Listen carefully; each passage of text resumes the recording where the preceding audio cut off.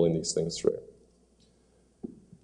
And what that means is that there are multiple delivery vehicles which have different yields and different results depending on the organizations and they get hits and the type of victims that are there. So you'll see, same botnet operator using the same distribution channels, also picking different themes. Okay, so you'll see particular Adobe updates, fake MS updates, fake AV, all campaigns being run simultaneously from the same services. And you also see the redirection to multiple sites actually providing different infections. So once the host is infected, it receives a new URL to download the piece of malware, and they may actually be shuffling through multiple download sites and, if you like, round-robining their customers and providing botnet victims to those customers.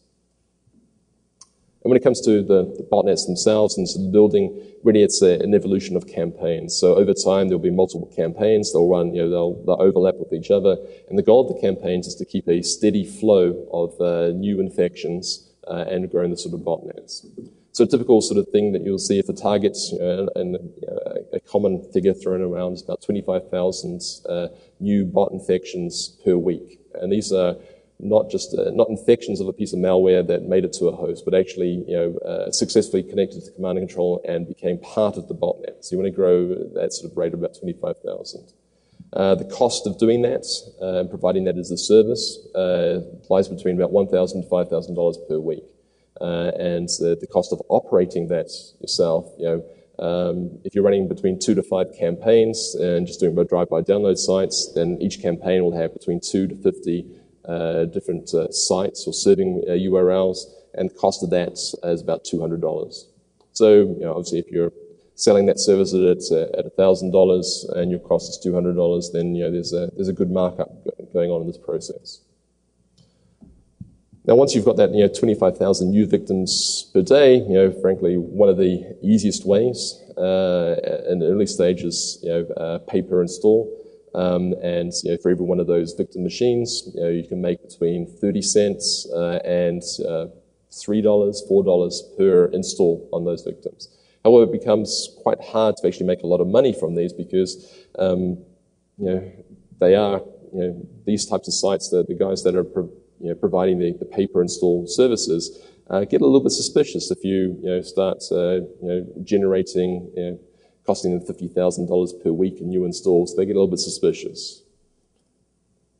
So looking at a different way of actually making the money on there. So one of the things that you'll see an awful lot is about affiliate web marketing and spam campaigns.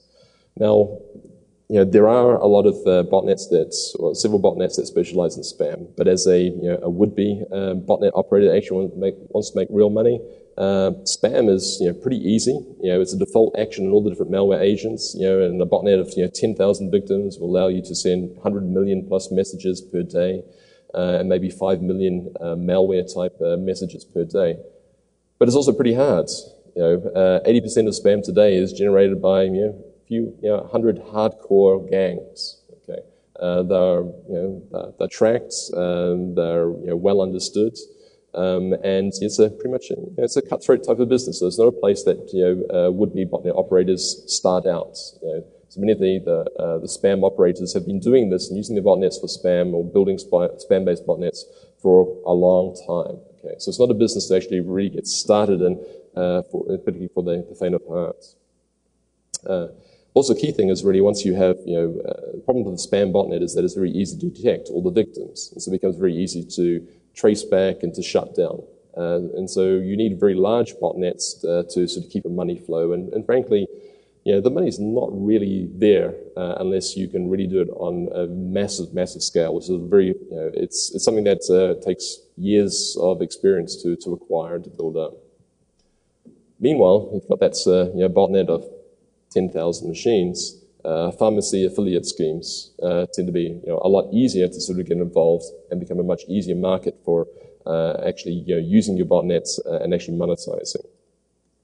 Now, you could either provide those, actually run the affiliate scheme and get paid by the pharmacies themselves, or you can use your botnet as providing services to the affiliates themselves. So things like using your botnet for the mail sending from the spam sides, webmail spam sending, comment spam has been growing, and advertisement injection. So relative values. So the standard spam emails, very low value. Meanwhile, advertisement injection, so being able to substitute banner advertising inside the pages that the victims are browsing, has a high value. On the back end, providing the services to the affiliates as well of DNS and fast flux services, the web hosting of their affiliate sites and the content there, and the black hat SEO. Are all vehicles that you use your botnets and generate a lot more money as part of these systems. So if you look at mail delivery, 25,000 mail messages, equals about $1. Okay. Now ad injection. So every time someone clicks on one of the ads that you've injected into those victim sites or victim pages as they're rendering inside the browser, somewhere between 1 cent and 12 cents per click as cash to you. DNS services, fast flux services, somewhere between 50 cents and $20 per day for providing those types of services, depending on your reputation and the volume of traffic that's going to be generated. Affiliate hosting, somewhere between $1 and $8 per day, and black hat SEO, depending on whether it's a targeted campaign or whether it is just a long-running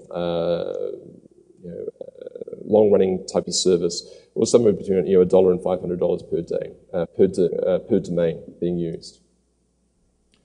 And of course, there are plenty of the services online as well if you want to look at these things, such as iframe services. So here we see one particular provider selling or buying iframe traffic. So if you're hosting your multiple websites or you have your injection capabilities, inject an iframe into all those sites, and for every 1,000 users, 1,000 people that visit one of the pages that you've injected your iframe, you'll earn $1. So this is yet another sort of cutthroat industry. There are many providers in here, and payouts seem to be fairly low.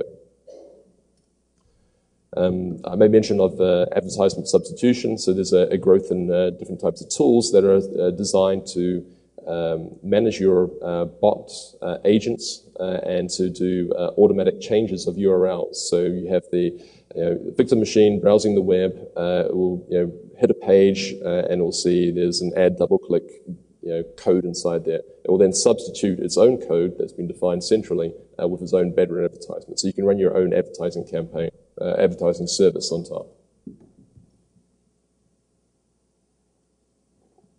So one of the interesting areas, I think, is looking at other ways of monetizing the information they actually have there, but staying away from the fraud aspects.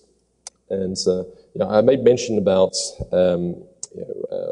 being able to sell email addresses and things like this. And what we're seeing, though, is that there's a development of an entire identity laundering business going on now. And so you'll see the black market routes, the selling of authentication credentials, which is used for frauds, thefts, and targeted attacks. You have the grey market routes, so the family, corporate units all sold together, laundering of identities, and commercial use of that stolen information. Okay. Now, looking at sort of pricing, so imagine you got 20,000 bot victims. And you're able to go through all the emails. So you're able to retrieve all the email addresses. You can see how frequent they use, how current the email addresses are, and dates.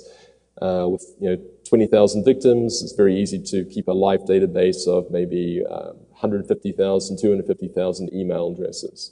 Now, the price for actually selling and providing those email addresses is a live validated service. So being able to just take those emails and ensure that they are currently live and working, will generate a little bit of money, but not an awful lot. So here we see big lists of spam lists, 38 million email addresses for $150. So how do you increase the value? Now, if you're taking stolen account details, so able to Yahoo email accounts, Facebook, all these sorts of things, it's a buyer's market. But here we even see that the value is still pretty low. So 10,000 MySpace accounts for $599, if you like.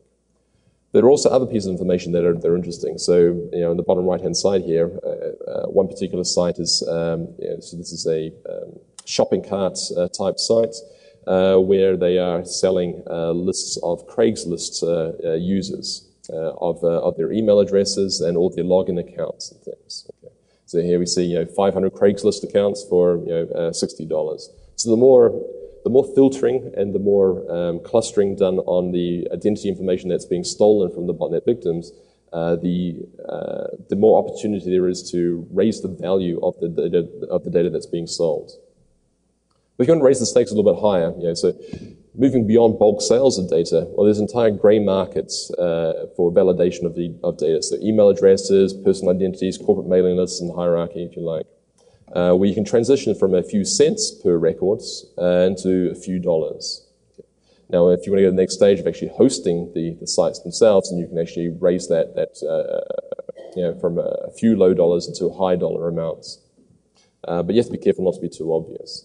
So what I mean from this, looking at obscuring the source of these emails and identifying information. So you have the direct sales, if you like, the hacker forums, Carter forums, where you're just selling in bulk. Okay. You have the resellers, so being able to, providers that will take those bulk uploads, if you like, or if you can provide a steady stream of this information, they will then distribute it as part of telemarketing-like type lists.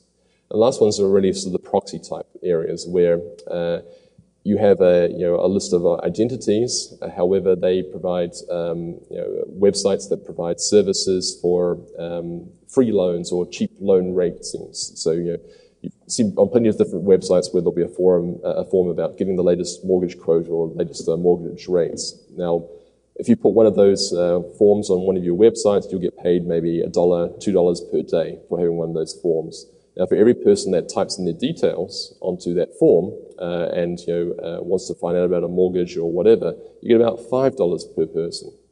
Okay. Well, if I've got 20,000 identities and all that, I can host this form on my website, and I just keep on blasting this away. And that's what we tend to see.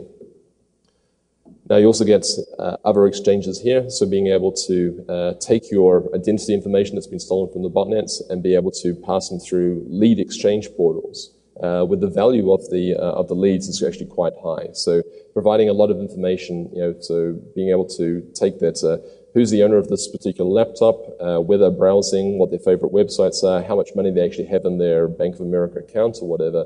All that information starts building up a higher value identity. And so here you'll see on these lead exchanges, those types of identities have a value of about $20 per identity.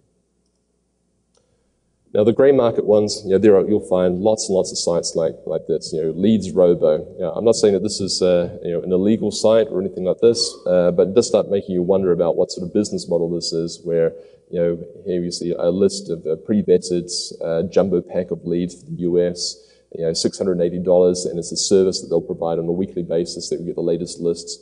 And then there's also, the ability for you to become an affiliate, and you actually provide your details into the system, and you'll get paid at about 25% of what the rate is that they're actually selling it for. And there's no questions asked about what the sources of that information were. And so then you got less grey ones. So when I was talking about affiliate programs that will take banking information, so being able to take that a family unit identity information and then putting into a mortgage application or a mortgage request form and all that. There's an entire affiliate market there that's is prime and frankly being abused. And you'll see that start moving up from 1 cent or a half a cent per record up to the $3 to $5 per record.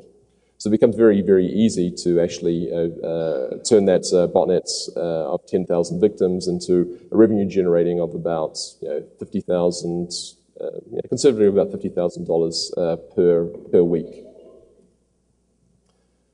And pricing on the other side, so looking at doing the sort of grouped selling of information, of name, address, phone number type information. And so there's entire markets there where the prices per units start to increasing. So all these things about 50,000 Facebook accounts and all this sort of stuff. 50,000 Facebook accounts may equate to $200 on the market. Meanwhile here, 2,000 regular email accounts and a home address and phone